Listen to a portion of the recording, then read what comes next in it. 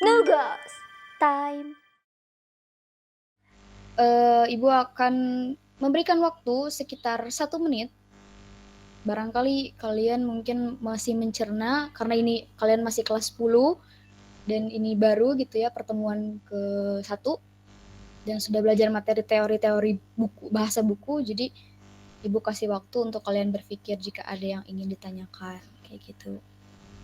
Sambil menunggu nih ya, sambil menunggu pertanyaan kalian, Ibu aja nih yang nanya. Berikan poin 1 sampai 5.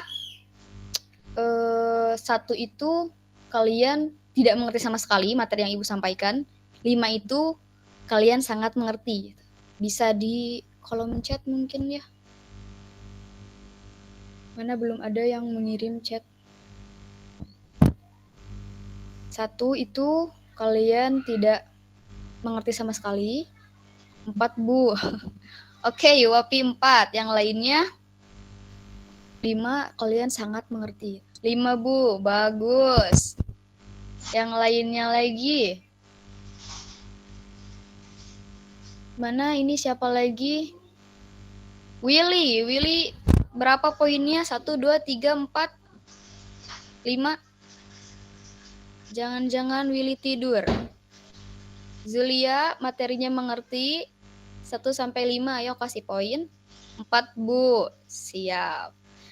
Oke, kalau gitu ini ada yang jawab 4 Bu Willy. Oh ya, siap Willy. Nah ini nih, Ari menjawab 5 nih, berarti paham banget gitu ya. Kalau gitu Ibu aja deh yang nanya ke Ari. Jadi saudara Ari, adik deh ya, adik. Setiap desain tuh misalnya suatu desain ya, boleh boleh harus gak sih gitu setiap unsur tata letak desain itu dimasukkan ke dalam satu desain? Bagaimana adek? Saya manggilnya adek aja deh, berasa adek sendiri. Baik Ibu, bisa diulang Bu pertanyaannya Bu?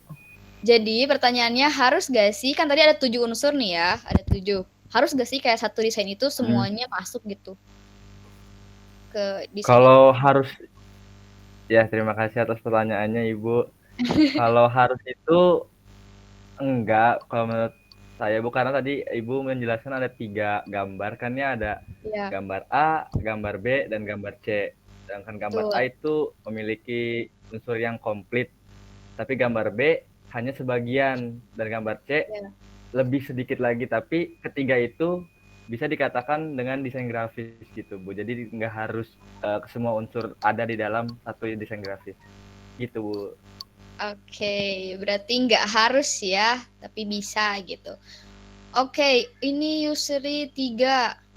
Tapi Ibu mau nanya sih sebenarnya. Tadi kata Ari nih ya, harus enggak, tapi bisa iya. Nah, kira-kira menurut Yusri nih, kenapa Ari bilang nggak semua unsur harus dalam satu desain kok gitu? Bisa, cuman nggak harus. Coba menurut Yusri kenapa? Oh mungkin ini Bu karena emang sebuah desain gimana tujuan si desainnya itu sendiri gitu Bu.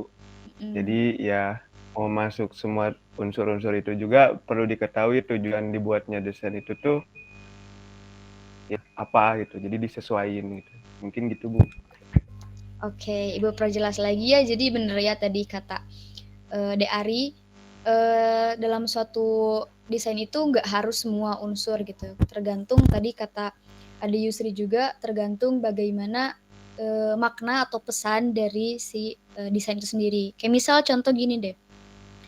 Kalian tahu kan apa namanya itu peramal, kartu ramalan kayak gitu tahu kan ya? Nah, jarang sekali yang apa sih di sana itu kompleks gitu unsurnya tuh kayak ada teks serba ada gitu. Pasti kebanyakan ilustrasi gitu yang lebih ditonjolkan tuh selain pasti di sana juga kan kayak ada warna dan sebagainya. Cuman sedikit sekali yang menambahkan teks. Kenapa?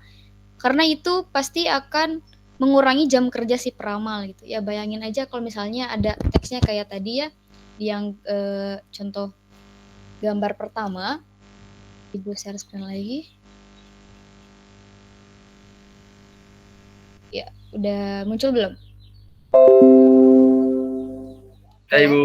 Ya, sip. Nah, di sini misalnya ini adalah kartu ramalan gitu. Terus kalau seandainya dia dikasih yang ada kompleks gini ya, ada teksnya juga, ini adalah matahari. Yang mungkin yang mau diramal tuh kayak ya udahlah browsing aja ini adalah matahari itu artinya apa gitu dan nggak perlu nanya si peramalnya apa.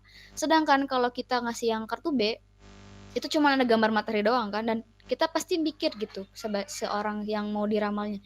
Ini itu mataharinya beneran merepresentasikan matahari asli atau matahari ada maknanya gitu kan. Kayak gitu. Ya, jadi Ibu tekankan lagi, betul kata Ari tadi, nggak harus semua dalam satu desain itu semua unsur, tapi bisa dan itu bagaimana si tujuan dari desain itu sendiri kayak gitu. Oke, ada yang mau ditanya lagi nggak? Ada yang mau nanya lagi?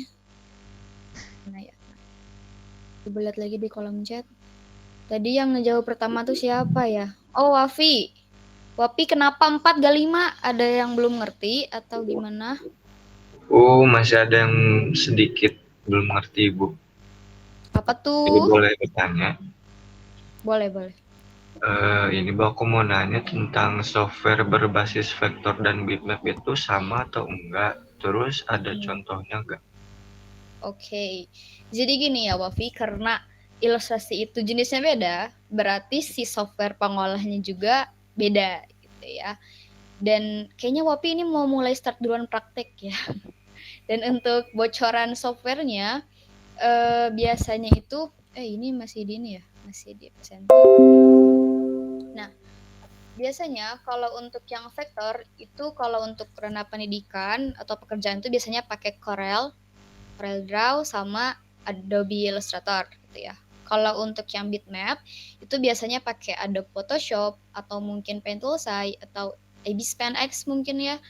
Dan gitu. Dan kalau misalnya Wafi udah download nih misalnya tapi nggak tahu ini tuh sebenarnya softwarenya berbasis vektor apa bitmap nih. Nah, bisa tadi kata Ibu ya, kalau seandainya kita ngezoom in kalau misalnya si ilustrasinya tetap jelas, itu berarti berbasis vektor gitu ya. Kalau si ianya dia di zoom, tapi dia malah kayak kotak-kotak, kayak yang si ikan sebelah sini ya, kayak gini, berarti dia berbasis bitmap. Kayak gitu, Wapi. Ngerti ndak? Oh iya, Ibu mengerti. Terima kasih banyak. Iya, oke. Sama-sama. Kita akan lanjut dulu ya ke pembahasan unsur yang lainnya, sesi Q&A yang sesi 1. Ibu sudahi dulu, kita akan lanjut ke materi selanjutnya. Oke, mohon fokus lagi ya.